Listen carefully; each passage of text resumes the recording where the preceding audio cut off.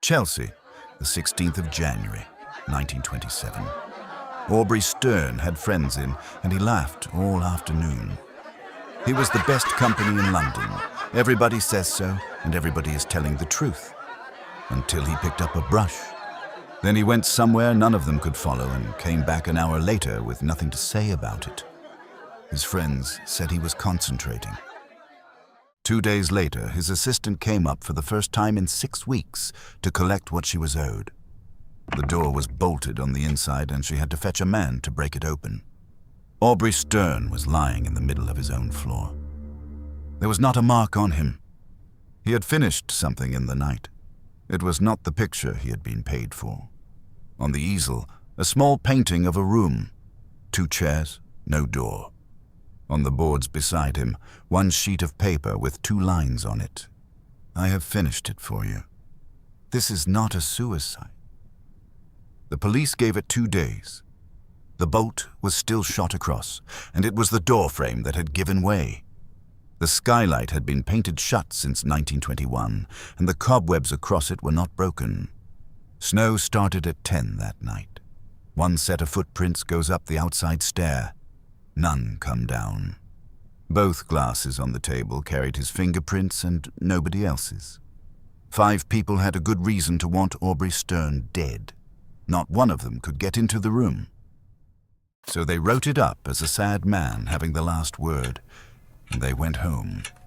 Then somebody in an office read the note once more and sent for Rook.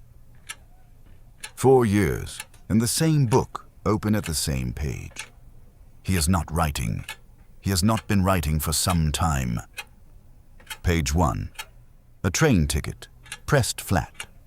A woman drawn the way a child draws one, and beside her a heron traced line for line, because he can copy and he cannot draw. Miriam. Last seen the 9th of November, 1922, walking out of a club called the Pale Heron. No body. And down the margin, 4 years of dates with nothing written beside them. A few pages on, a train drawn like a box on wheels, and a clock face stopped at 11 minutes past. 3 names, 2 crossed out. He draws like a child and writes like a clerk, and both of those are him. Sergeant Bram Halloway comes in with snow on his shoulders and does not knock. 2 days old, sir, and they have closed it already. Then what do they want me for? The dead man left a note saying somebody killed him. Who is he? Aubrey Sterne. You will have seen his work, sir, even if you never looked at it. They drive out through the snow. The rain on the Nightingale was 2 months ago, and the season has moved on without him. Bolted on the inside. Skylight painted shut. They have checked it twice.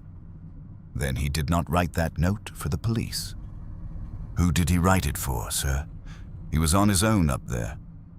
Somebody who would know it was true.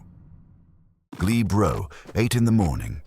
An iron stair up the outside of an old chapel hall and snow on every tread. 1 set of prints going up, sir, none coming down. Then he never left. Episode 2. The Other Hand. 1 room, 4 floors up. 1 door, 1 skylight, 1 window over an empty yard. Nothing has been moved since Thursday. Lens on, Halloway. Pick up everything, especially the rubbish. Rubbish it is, sir. There is a great deal of it. On the boards between the table and the easel, a chalk outline. He went down on his side with 1 arm thrown out. Nothing is knocked over and nothing is broken. No struggle. Either he knew the man, or there was no man. Face up beside him, the note. 2 lines on 1 sheet. The bottom line is small and neat and leans forward. The top line leans back, and the wet ink has been dragged to the left out of every letter. 1 page, 2 hands. Nobody has thought that worth mentioning. On the easel, a bare room. 4 walls, no door, no window, and 2 chairs facing each other. The varnish is still soft. That is not a room. That is a man living inside a room where there is no way out.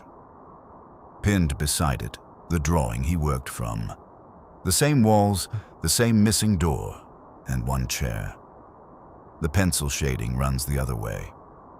He drew one chair, sir, and then painted two. Who sat down? The bolt is still shot across the jamb. It was the frame that tore out when they forced it from the landing. Whoever shut this room shut it from in here. Overhead, the skylight, painted shut all the way round, the paint gone hard and yellow, the cobwebs in the corners unbroken. They checked it twice, sir. I checked it a third time. 2 glasses on the front table, one dry, one with a swallow left in it and a green bloom in the bottom. 2 men drank here. He poured for a guest, sir, and then drank both glasses himself. On the etching bench, a tin of gray-green powder for biting copper. Every etcher keeps one, and every etcher knows what it does. There is a spoon in it, and a smear through the dust where a hand went past in a hurry. It was in the room the whole time. Nobody had to bring anything. 2 pallets, both worn smooth around the thumbhole, both used for years. The holes are cut on opposite sides. One is caked in skin tones and greens. The other is nothing but black. You cannot hold both of these, sir, not with the same hand. In the rack against the wall, 3 big canvases turned to face it, thick with dust. Mud, black sky, men bent over. Nobody in this case has ever seen them. All 3 are brushed left-handed. None of them is signed. Where a name should be, there is a small black square. 8 years of work with its face to the wall. The paint shop's book, 2 accounts running at this one address, kept in 2 different hands. The second is under the name March, and it buys one thing only, a heavy black that is on no pallet in this room, but one. March, write that down, Holloway. You will be hearing it again. The paint box has a false bottom. Under it, 3 years of letters from a doctor to a Mr. March about a patient, never once naming the illness. An army record for March, T, corporal, left-handed rifleman, a deed changing a man's name in 1919. And one envelope, sealed, never posted, addressed to E. Reddick. He kept the other man in a box under the paint for 8 years. On the hook by the door, a good coat, heavy wool, well cut, a tailor's pin still in the cuff. It has never been worn. Bought for a man he was going to be. On the left wall, a child's drawing. A house, a sun with a face on it, 3 stick people. It has hung there long enough to leave a clean square behind it. A child's picture, sir, in a house with no children in it. By the stove, 2 dozen brushes left standing in turpentine until the heads splayed and set. Every one of them ruined, and he kept all of them. He threw nothing away, sir. Nothing at all. Folded up on the bench and used as a paint rag, burnt along one edge. A page torn out of a member's ledger, ruled in a clerk's hand and stamped with a silver heron. It is 4 years old, it is in nobody's handwriting from this case, and it has nothing whatever to do with this death. The matchbook burned a page. This is the page. Holloway says nothing. Rook puts it in his coat. First, Hollis Grieve, his dealer, 30 unsold Sterns and a gallery mortgaged against them. That note is his hand, every letter of it. I've had 200 letters from that man. Yes, I broke up an early canvas in front of him. It was bad work and it was hurting his prices. We did not speak for a year. Why would I? A dead painter stops painting. He was worth a great deal more to me breathing. 8 years, I asked him what was in that rack. He told me it was empty. Second, Nell Verity, his model and his assistant. She holds the only spare key, and she is the one who found him. One chair. I watched him block it in 6 weeks ago, on my last Tuesday there. He never changed a picture once he had started it. I have the only spare key, and it was no use to me. The door was bolted on the inside. I had to fetch a man to break it open. On a Tuesday, he was kind to me. Some other days he walked past and did not know my name. He put it in writing that one picture would be mine.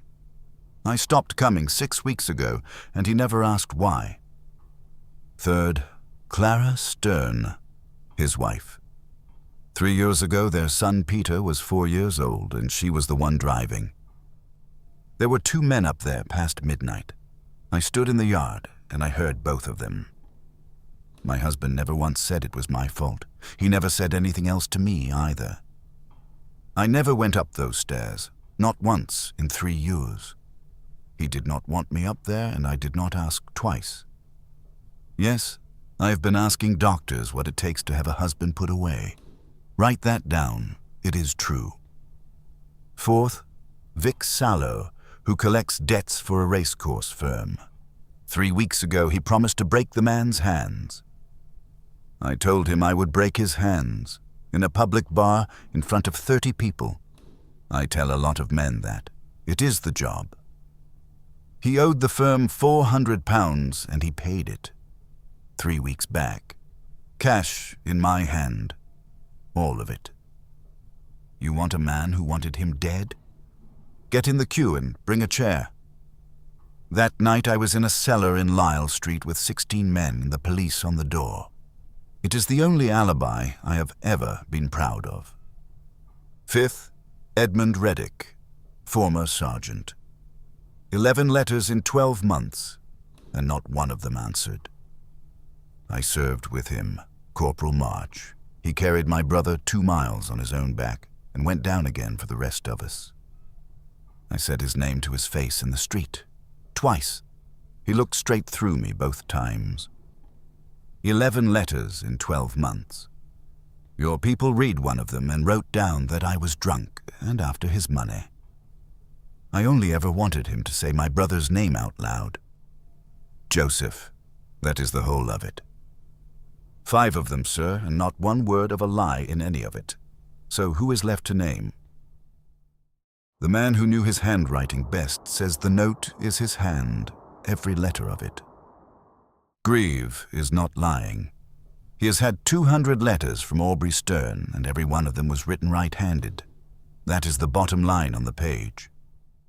The top line, the one that says it was not a suicide, was written by a left hand nobody in this case has ever seen. 2 hands, 1 page. Nell watched him block the picture in 6 weeks ago. 1 chair, shaded right-handed. The second chair was raked in over the top of it, left-handed on the last night. That paint is still soft. Nell is not lying either. What she watched was Sterne. 2 painters, 1 canvas. Clara stood in the yard past midnight and heard 2 men arguing over her head. The bolt was thrown from the inside. The skylight has been shut with paint since 1921. 1 line of prints going up the stair, none coming down. 2 voices, 1 man. Reddick says he served with the dead man. Sterne's papers say he never served a day, so the police wrote him down as a crank after the money. Under the false bottom, an army record for Corporal T. March, left-handed rifleman, and a deed changing his name in 1919. Reddick keeps a drawing made in a trench in 1917. His brother Joseph asleep, done in 10 minutes by the corporal who shared their section. Left-handed. Signed with a small black square. The same square is on all 3 canvases in that rack. It was on that drawing 9 years ago, 2 years before anybody in England had heard of Aubrey Sterne. He has been telling the truth for a year, and not one person would have it. Rook has the 3 canvases out of the rack and turned round to face the room for the first time in 8 years. He was born Thomas March. In 1917, a shell brought a dugout down on his section at Passchendaele. He was under it for 2 days, in the dark, and he was the only one who came out. He could not go on being Thomas March after that. So he stopped and built a warm and funny man to wear instead, and taught that man to paint with his right hand. Aubrey Sterne is 8 years old. This man is 41. He bought his own black because there was nobody else to buy it for him. March. It is the first time in the whole business that anybody has said it to him instead of about him. The 16th of January again. The same afternoon, the same room, the same laugh. And a man at the easel who was there the whole time, painting with his left hand while the other one talked with a brush in his right. He has not been added. Nobody in the room is looking at him. He was the face, I was the hands. He mixed the tin into his own glass, sat down on the open floor and waited. I did the nights. He never once asked me what they were like. Then the other one came up for the last time, understood what had been done to him, and wrote one line underneath in the careful right hand he had taught himself. Both lines are true. Aubrey Sterne was murdered, and the man who killed him had the better claim to the body. No way in, which was true. No way out, which was true and was never the question. There is no killer to arrest and no man to bury twice. On the bottom step, Rook puts the unposted envelope into Edmund Reddick's hands and does not explain it. 2 words in a left hand and nothing else on the page. Joseph Reddick. He never does find out whether his brother was still alive down there while they were digging. Neither do we. Halloway does not make a joke. He has not made one since the wreck. Some men come back from a war. Some only send somebody back in their place. Case closed. No arrest and no charge. Aubrey Sterne, painter, aged 41, who was born Thomas March and has now been buried twice. 4 in the morning. The burnt ledger page lies flat on the notebook with the heron half gone off it. You can bury a man twice, once in the ground, once in a name. Write it down as March and let Reddick read it. The last thing on the page is a circle with 2 dots in it. Badly done, and done anyway. It is the only picture anybody ever made of Thomas March, and the worst draftsman in the story made it.